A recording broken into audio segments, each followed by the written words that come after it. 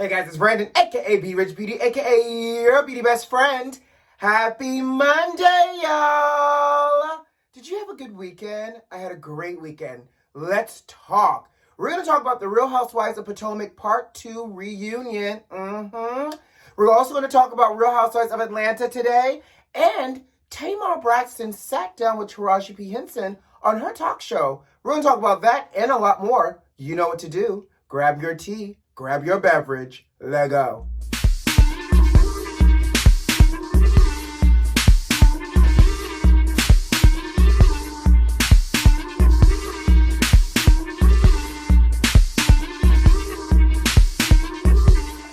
So, did you guys have a good weekend? I had a great weekend. It was nice and low-key. Did you do anything interesting for your weekend?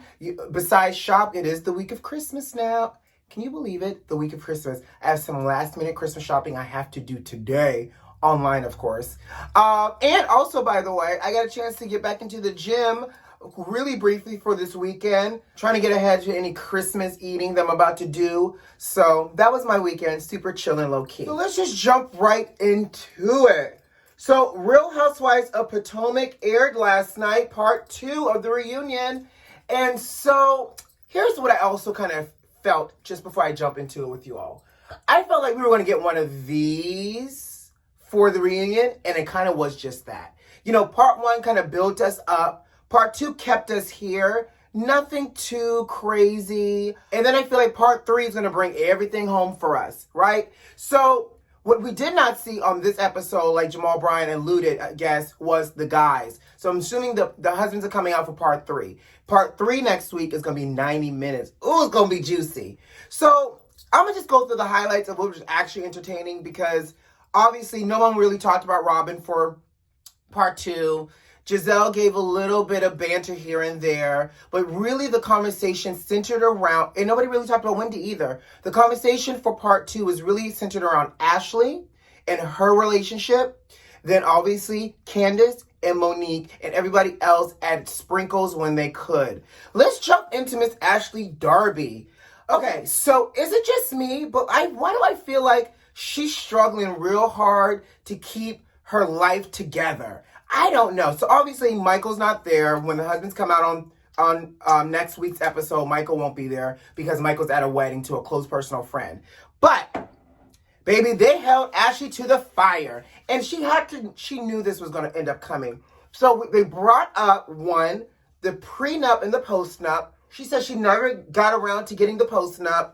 Sis, I don't know if you saw the same footage that I saw, but by looking at the footage that I saw, girl, why you ain't got your postnup yet? That's the first thing. Second thing is she says she doesn't have a prenup. I guess that's good because, I mean, what really did Ashley Darby bring to the relationship before she got married to Michael Darby? I'm just saying. And then good old Andy was doing his petty, shady job, brought up the fact that Michael had pinched the butt of one of the producers. And so they brought that up basically to establish a pattern. So she said that Michael and the producer had a very friendly, okay, I'm not going to stress very, but they had a friendly relationship, and that so much so that the producer used to tease Michael and call him Zaddy on set. Well, according to Andy, this producer said he did not give consent for his butt to be pinched by Michael, which, by the way, who's going to be like, oh, I gave him consent to pinch my butt? I get it. And then, of course, Candace had to dig her heels in. Gotta love Candace.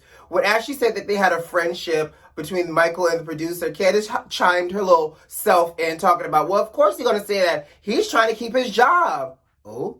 But I do think, though, what producer's going to be like, oh, I gave him permission to pinch my butt. We have that type of relationship. I call him Zaddy, so it's okay. I'm not going to press the issue. I don't know. Feels a little gray and tricky to me, but what we do know by seeing Michael's pattern is when Michael likes to drink, Michael gets a little frisky with the boys. At least from what I've seen, allegedly. But for me, the kicker was, Ashley felt the need to explicitly state that her husband only liked women and that he was heterosexual. Okay, girl. I know what my eyes see when Michael starts to drink. He starts to get real friendly with the other husband. So here's why I felt like it got real good for the flying squirrel. Now, flying squirrel, if you watch last week's episode, if you see her dress, she has like this cape thing, like she's a cape crusader. I don't know. The light-skinned cape crusader. Anyways, so they asked Ashley about Michael and the alleged stripper. You know, the woman that posted a photo from the bed of Michael in his underwear, where Ashley only said that they went up to the room for him to take a nap because he was too drunk and all they did was kiss. Well, rumor was that not only did they just allegedly kiss, but Mama wanted to be paid once the sun rose. So here's my thing, and here's where I feel like no one's buying the story. You're telling me that your husband rented a whole hotel room, took a stripper up to the room, then kissed the stripper, then fell asleep? Okay, that may have been what happened, Ashley, but I can tell you, that does not sound like what the intention was. The intention sounded like he was trying to take this stripper up to the room so he could do all types of nasty things with her, laying it low and spraying it wide. But he got too drunk and he fell asleep. Now, that's what I think. Because for her to wake up the next morning and be like, run me my check, run me my paper, tells me that there was some kind of arrangement ahead of time where she thought she was going to expect payment. Now, here's what I would have done if I was that stripper, allegedly, in this room. I would have waited for this man to wake up, and in the meantime, I would have called somebody's room service, honey, and ordered me a good old drunken snack and some fancy-ass champagne and ran up that room service bill while Michael Darby was asleep and I was waiting to get paid. That's all Listen, that's just my mind. I'm like, where's some champagne and food? But to me, it all still sounds a little sketchy. And bless Ashley Darby, flying squirrel heart. She is trying to hold on to this narrative that her husband is okay with her. Now, here's also one last thing before I move on from Ashley. She did say, because Andy asked her, if he was to cheat on you again, would you leave him? And I felt like it was a yes, by the way, but I felt like it was a slow yes, and she had to say it in a way to make, like, in case they need to subpoena things for court, it would be legal, because the way she answered was just so awkward. It was, yes, if Michael Darby was to cheat on me again, I would leave him. Okay, girl. Do what you need to do to cover your ears. All right, let's move on. Let's talk about Karen. I feel like I need a sip for this. So the Grande Dame herself got a few hot questions thrown at her, primarily about their whole relationship between her and Ray, and the fact that Karen had to eat crow and recant her words. They asked Karen if she still felt the same way about Ray's penis based off of what she said on camera. Because if you've been watching, they brought up the fact that Karen said that Ray's penis was crusty. I don't know if it's just me, beauty besties, but I feel like Karen got some type of boy toy over in the corner somewhere that she takes out to play with when she needs to be played with, and she puts him up and continues on with her fa-la-la-la-la story with her and Ray. Something don't seem right. I'm just saying, I know I'm new to the Potomac franchise, but I'm just saying, for her to say all of that about her husband and on camera, and to now have to recant it, like, we're so in love. Yes, we had our hiccups. I was embarrassed because, no, she goes, I was hurt because Ray said he didn't love me. He didn't know if he loved me. Okay, sis, but where's your toy and what did he look like? And better yet, is he the pool boy or the trainer? Allegedly. So you know they were going to reserve a huge portion of the night to talk about Monique and Candace. And they did just that. So, we see I have a pimple, y'all. It hurts so bad. Ooh, but I think it's going away. So, they showed the clip, obviously the footage, and the girls were there to all chime in. But Monique was describing what triggered her. And in her mind, she says what was triggered was Candace's hand in her face. One of these. Now, here's the thing. If you watch the fight, Candace did do, what are you going to do? You're going to drag me, Monique? You're going to drag me? Yes, she did one of these. But for me, when I think about somebody's hand in my face, I feel like somebody's hand in my face is like this. Somebody's hand in my face is like this. If I could go like this and hit your hand's too close. But if your hand is this, what are you going to do? I can't do you see what I'm saying? I can't make contact with your hand. So I don't know. But so anyway, so Monique said that The hand in the face was the trigger. Now, the girls all said the hand in the face wasn't as close as basically Monique is describing it. In addition, Monique also mentioned that she said that Candace was throwing broken glasses at her when she had her by the head. I don't know how, but okay. Now, here's the thing. The cameras did show that Candace had a broken glass in her hand from when she got dragged and the glass broke because Candace hit her hand down on the table, but she was still holding on to that glass, and eventually she threw the glass, which made contact with Monique. But it wasn't originally like I threw my wine and I threw my glass at you, which is kind of Monique's story. Now, in addition to this, I think it's quite interesting that, and I think this is also the issue that people are having with Monique. I think it's quite interesting that as Monique tells this story, there seems to be no emotional connection between what happened a year ago versus present day and how to move forward in a sense, because she tells the story, like Andy highlighted, it doesn't seem like you have any emotions behind it. And I get it. You could be all cried out. You can get past your emotions, but there's a level of empathy that goes into something when you're describing your actions against someone else that still should exist.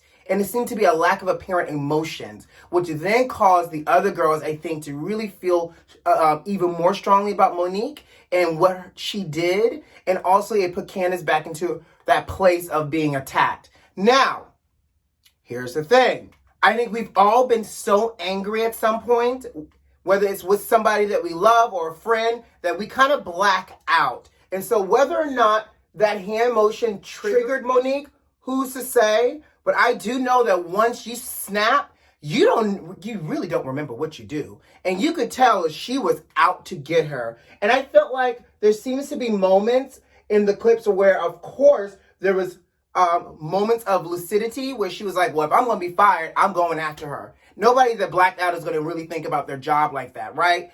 But again, what we saw on camera versus how Monique described it seemed to be a little off, which then triggered Candace so much so that we saw that the episode ended with Candace needing a break and walking off set. Now, here's where I feel like it's about to really climax is next week when Chris is next to Monique and when Candace has her husband Chris next to him as well. It's about to go down. So stay tuned because I can't wait to see what this is going to come to a head and look like. Now, let's also transition because Real Housewives of Atlanta star Porsha Williams is now chiming in almost in defense of Monique. Well, of course, listen, between y'all and me, beauty besties, I'm not surprised that Porsha is chiming in defending Monique and her physical actions because we all know that Porsha can lay hands to and is not to baptize people,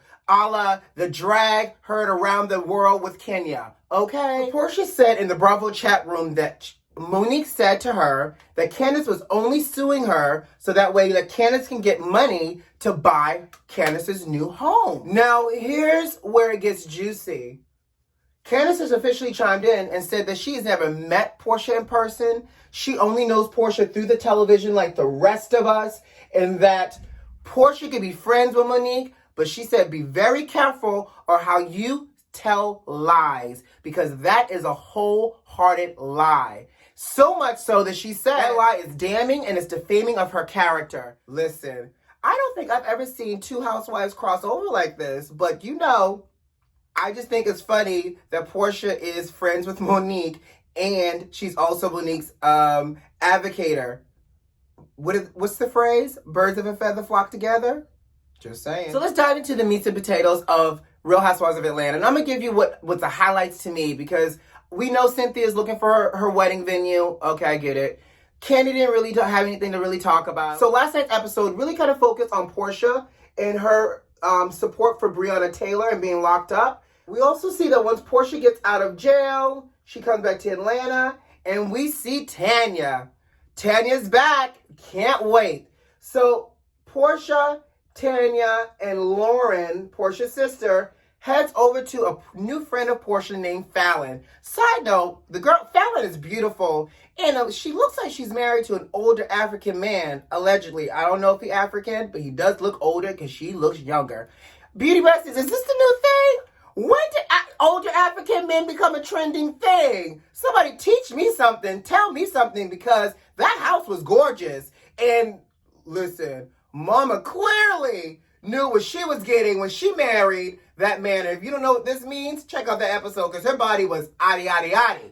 Anyways, they had a good old pool day, smoking hookah. Apparently, the older African, her husband, she is married to the man, her husband owns a restaurant in Atlanta, and I'm sure he owns probably a few others as well. But baby, like I said, I didn't know older Africans were in and were trending.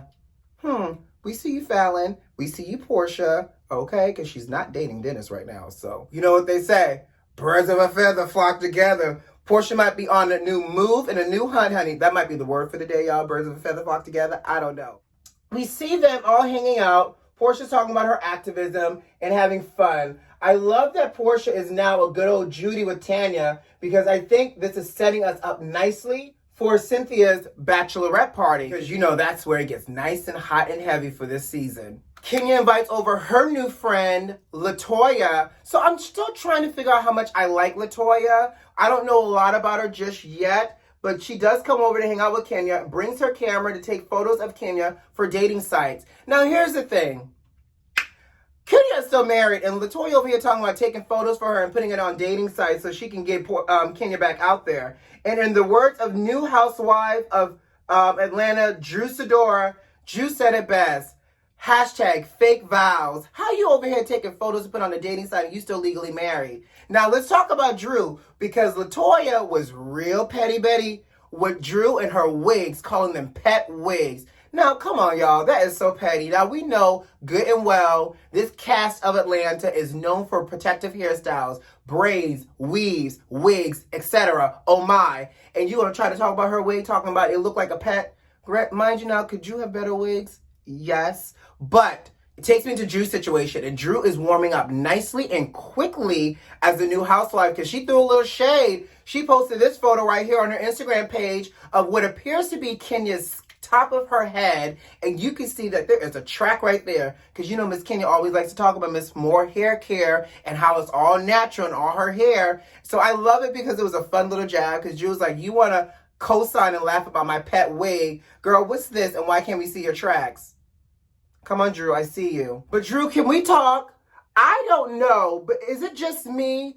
But I feel like this is only Drew's second episode, and I know more about Ralph's flaws than any other husband in the Housewife franchise, at least so soon. We normally see the flaws of the husband play out over, seasons or episodes, but I feel like episode 2 is literally, we know that Ralph is controlling, he doesn't communicate well with her, he's evasive. Like, I'm just like, girl, what's good about Ralph besides his looks?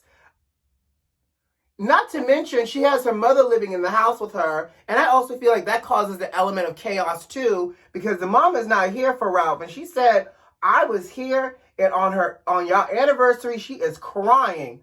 Baby, all I got to say is be careful with how mom interferes, but mom did have a point though. It was your anniversary, and you couldn't at least suck it up, sir, and not make your wife cry?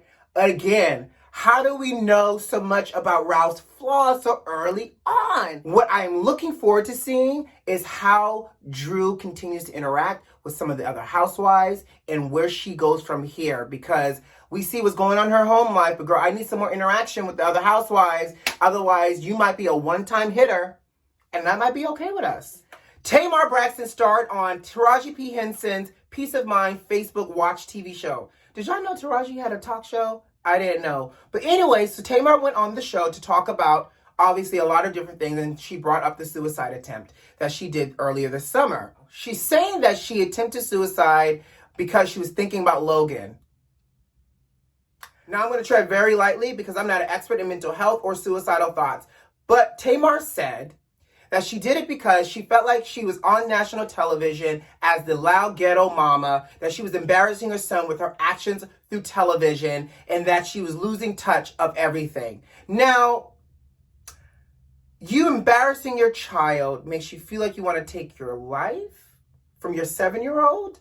And again, touchy subject. I think it's worth watching. The episode with Tamar drops today on Monday on Facebook with Taraji. So the only thing I'll tell you is check it out.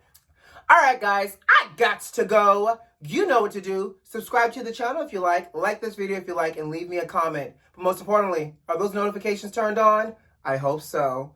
Who loves you? I do. See you Wednesday, guys. Bye.